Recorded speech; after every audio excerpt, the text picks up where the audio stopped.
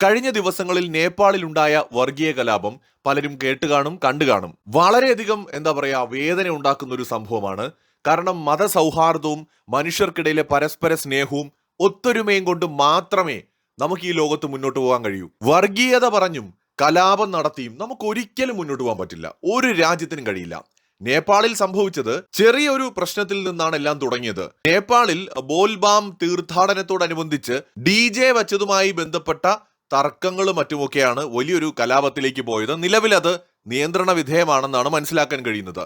തീർത്തും ദാരുണമായ സംഭവങ്ങളാണ്. ഒരു ചെറിയ വിഷയത്തിൽ പോലും പെട്ടെന്ന് ആളുകൾ തടിച്ചുകൂടിയിട്ട് അതൊരു കലാപമായിട്ട് നേപ്പാളിൽ മാറിയതിന് പ്രധാനമായിട്ടും മറ്റൊരു കാരണം കൂടിയുണ്ട്. നേപ്പാളിൽ അതിന്റെ ഒരു ചരിത്രം പരിശോധിച്ചാൽ തുടർച്ചയായിട്ട് ജനങ്ങളുടെ പ്രതിഷേധവും കലാപങ്ങളും വിപ്ലവങ്ങളും ഒക്കെ വിജയിക്കുന്നുണ്ട്. അതാണ് സത്യത്തിൽ നേപ്പാൾ ഇനി നേരിടാൻ പോകുന്ന ഒരു വലിയ പ്രശ്നം. ഇത് നമ്മുടെ ഇന്ത്യയുമായി ബന്ധപ്പെടുത്തിയും ചില കാര്യങ്ങൾ നമ്മൾ ഇതിനകത്ത് മനസ്സിലാക്കേണ്ടതായിട്ടുണ്ട്. 1951 നേപ്പാളിൽ ജനകീയ വിപ്ലവം നടക്കുന്നുണ്ട്. 104 വർഷം നേപ്പാൾ ഭരിച്ചിരുന്ന റാണ കുടുംബത്തിന്റെ ഏകാധിപത്യം അവസാനിപ്പിക്കുക എന്നതായിരുന്നു ആ ഒരു കലാപത്തിന്റെ ലക്ഷ്യം. നേപ്പാൾ കോൺഗ്രസിന്റെ നേതൃത്വത്തിൽ നടന്ന സായുധ ജനകീയ പോരാട്ടത്തിനൊടുവിൽ അവർ വിജയിക്കുന്നു. ആ കലാപത്തിനൊടുവിൽ നേപ്പാളില് റാണ കുടുംബത്തിന്റെ ഭരണം അവസാനിക്കുന്നു. അതിനുശേഷം 1990 നേപ്പാളില് ഒരു ജനകീയ പ്രക്ഷോഭം ഉണ്ടാവുകയാണ്. രാഷ്ട്രീയ പാർട്ടികളെ നിരോധിച്ച് രാജാവ് നേരിട്ട് ഭരിച്ചിരുന്ന പഞ്ചായത്ത് വ്യവസ്ഥ അവസാനിപ്പിക്കുക എന്നതായിരുന്നു അന്നത്തെ ആവശ്യം.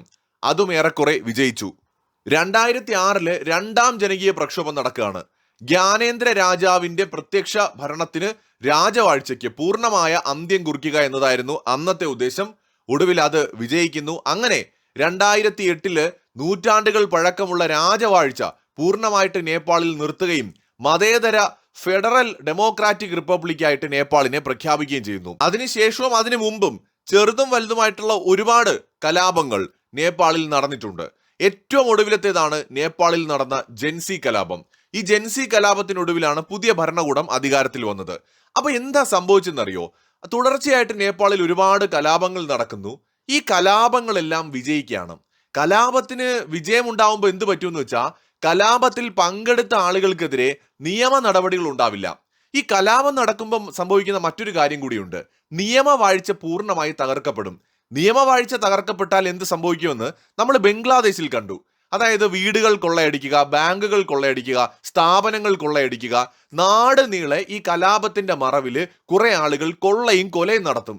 സ്ത്രീകളോട് വളരെ ക്രൂരമായി പെരുമാറും. അതായത് ഈ കലാപത്തിൽ അല്ലെങ്കിൽ അട്ടിമറിയിൽ പങ്കെടുക്കുന്നത്, പ്രതിഷേധത്തിൽ പങ്കെടുക്കുന്നത് എല്ലാവരും മറ്റേ നന്മമരം സർട്ടിഫിക്കറ്റ് കിട്ടിയ ആൾക്കാരൊന്നുമല്ല, ഹരിചന്ദ്രന്മാരുമല്ല. നമ്മുടെ ഇപ്പോൾ ഡൽഹിയിൽ നടന്ന ജന്തർ മന്തർ പ്രക്ഷോഭത്തിൽ തന്നെ 1000-നടുത്ത് ക്രിമിനലുകളാണ് പങ്കെടുത്തത്. അപ്പോൾ ഒരു നോർമലായിട്ടുള്ള ന്യായമായിട്ടുള്ള ഒരു ആവശ്യവുമായിട്ട് ഒരു കൂട്ടം വിദ്യാർത്ഥികൾ ഒരു പ്രതിഷേധത്തിൽ വന്നാൽ അതിലേക്ക് പോലും ക്രിമിനലുകൾ ഇരച്ചു കയറുമ്പോൾ ആ പ്രതിഷേധം ആളിക്കത്തുകയും അതൊരു കലാപമായിട്ട് മാറുകയും ചെയ്യുമ്പോൾ എന്തു പറ്റും? വിദ്യാർത്ഥികളുടെ ഫോക്കസ് അവരുടെ ആവശ്യം നേടിയെടുക്കുക എന്നതിലായിരിക്കാം. എന്നാൽ ആ കലാപത്തിന്റെ ഒപ്പം നിൽക്കുന്ന മറ്റു പലർക്കും വേറെ ലക്ഷ്യങ്ങൾ ഉണ്ടാവും. മോഷണം, പിടിച്ചുപറി, കൊള്ളയടിക്കൽ, സ്ത്രീകളെ ദുരുപയോഗം ചെയ്യൽ, അങ്ങനെ പലതരം ലക്ഷ്യങ്ങൾ.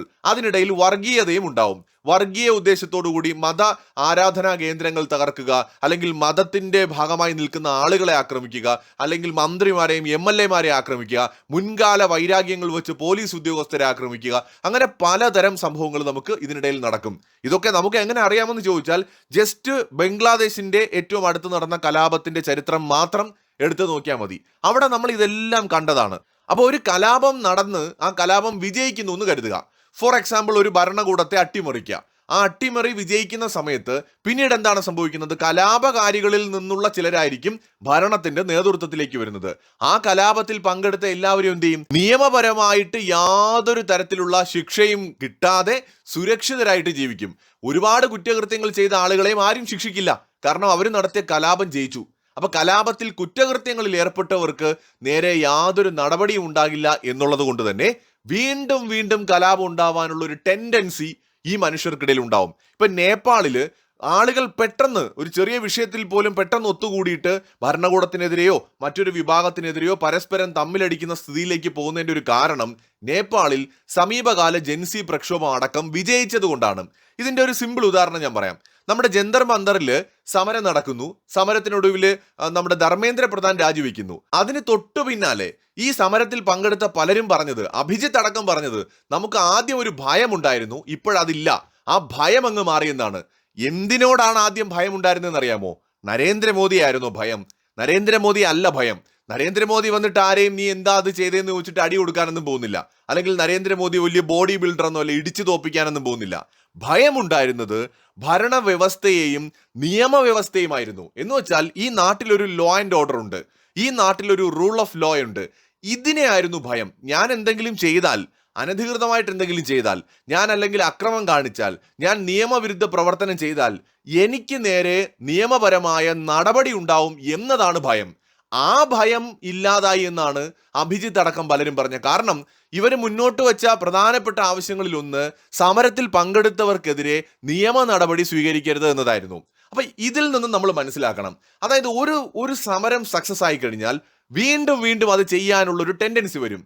കർഷക സമരം വിജയിച്ചത് കൊണ്ടാണ് വിദ്യാർത്ഥി സമരം നടന്ന ഉടനെ തന്നെ കുറെ സിഖുകാര് പെട്ടിയും കിടക്കെ എടുത്ത് എന്ത് ചെയ്തത്, നേരെ ഡൽഹിയിലോട്ട് വച്ചു പിടിച്ചത്. ആ സമയത്തെ സോഷ്യൽ മീഡിയ കമന്റുകളും മറ്റുമൊക്കെ കണ്ടാൽ തന്നെ നമുക്കറിയാം, അതായത് സിഖുകാര് വരുന്നുണ്ട്, തലപ്പാവും കയ്യിൽ വടിവാളും വെച്ചുകൊണ്ട് അവരുടെ കുറെ മതപരമായ കുറെ ടീമുകളുണ്ടല്ലോ, അവരൊക്കെ വരുന്നു, നിഹാങ്കുകളെന്നോ അങ്ങനെ എന്താണ് അവരുടെ പേര്, അവരൊക്കെ വരുന്നുണ്ട്, ഇനി കളി മാറും, ഇനി നിങ്ങൾ കണ്ടോ എന്ന് വെച്ചാൽ ഇവര് ആളുകൾ ഒന്നിച്ചുകൂടി ഇവരൊരു സമരം ചെയ്യുന്നു.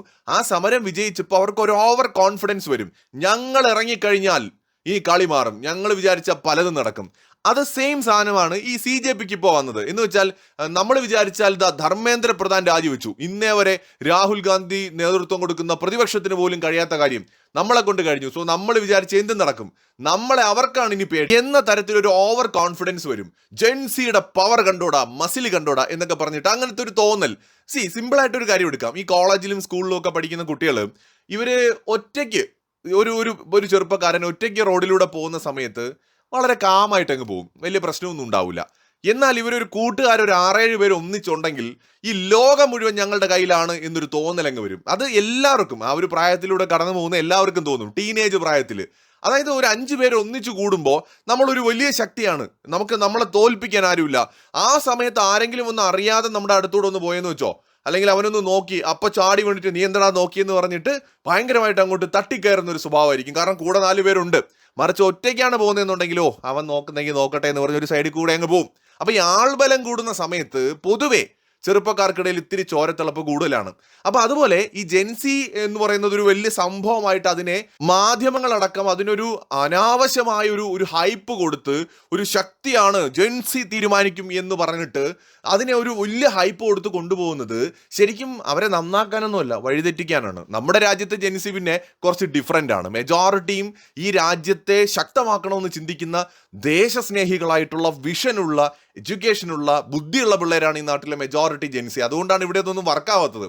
സോ എന്നാലും കുറച്ചു പേരെ വഴിതെറ്റിക്കാനായിട്ട് ഇത്തരം നീക്കങ്ങളിലൂടെ കഴിയും. അപ്പം നമ്മളിവിടെ ചിന്തിക്കേണ്ടത്, ഒരു കലാപവും ഒരു ജനാധിപത്യ വിരുദ്ധമായ അട്ടിമറി ശ്രമങ്ങളും ഒരു രാജ്യത്തും വിജയിക്കാൻ പാടില്ല. അങ്ങനെ സംഭവിച്ചാൽ ആ രാജ്യത്തിന് പിന്നെ സ്വസ്ഥത ഉണ്ടാവില്ല എന്ന് നമ്മൾ മനസ്സിലാക്കണം.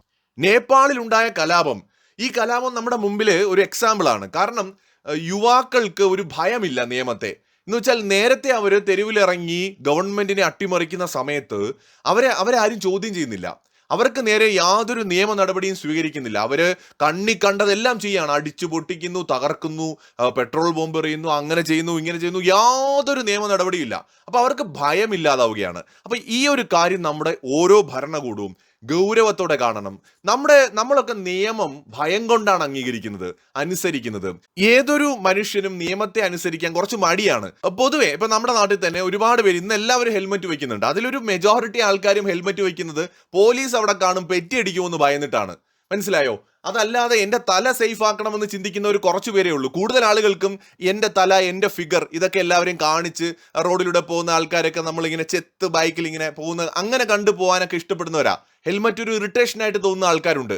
പക്ഷെ ആളുകൾ ഹെൽമെറ്റ് വയ്ക്കുന്നത് തല പോകുന്നുള്ള പേടി കൊണ്ട് മാത്രമല്ല, തൊട്ടപ്പുറത്തെ MVDയുടെ വെഹിക്കിൾ കാണും, അല്ലെങ്കിൽ പോലീസ് കാണും, ചെക്കിംഗ് ഉണ്ട്, പെറ്റി അടിക്കേണ്ടി വരും, ചിലപ്പോൾ അകത്താകും, അല്ലെങ്കിൽ ലൈസൻസ് പോകും. ഈ ഭയമാണ് നിയമം അനുസരിക്കാൻ നമ്മൾ ഓരോരുത്തരെയും പ്രേരിപ്പിക്കുന്നത്. അപ്പോൾ നിയമത്തോട്, രാജ്യത്തെ വ്യവസ്ഥകളോട്, കോടതിയോട്, നമ്മുടെ ഇവിടെ നിലനിൽക്കുന്ന ഭരണഘടനയോടൊക്കെ നമുക്ക് ബഹുമാനം മാത്രമല്ല ഒരല്പം ഭയവും വേണം. അതുണ്ടെങ്കിൽ മാത്രമേ നമ്മൾ അച്ചടക്കമുള്ള പൗരന്മാരായിട്ട് ജീവിക്കുകയുള്ളൂ. ഇത് ഒരു എക്സാമ്പിളായിട്ട് ചൈനയുടെ കാര്യം എടുക്കാം. ചൈനയിൽ എന്തുകൊണ്ടാണ് ആളുകൾ അച്ചടക്കത്തോടെ ജീവിക്കുന്നത്? അവിടെ നിയമം ശക്തമായതുകൊണ്ടാണ്.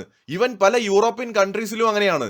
അത് നിയമം ശക്തമാണ്. ഒന്ന് ഉയർന്ന ഫൈൻ, 2 ജയിൽ ഉറപ്പാണ് പല തെറ്റുകൾക്കും. അപ്പൊ അതുകൊണ്ട് ഇതില്ലാതെ വന്നു കഴിഞ്ഞാൽ മനുഷ്യർ മൃഗങ്ങളെക്കാൾ കേവലമാണ്. ചുരുളി സിനിമ തന്നെ ഒരു ഉദാഹരണമാണ്. അപ്പൊ നമ്മൾ മനുഷ്യന്റെ വളരെ വളരെ വൃത്തികെട്ട ഒരു വശം കൂടിയുണ്ട്.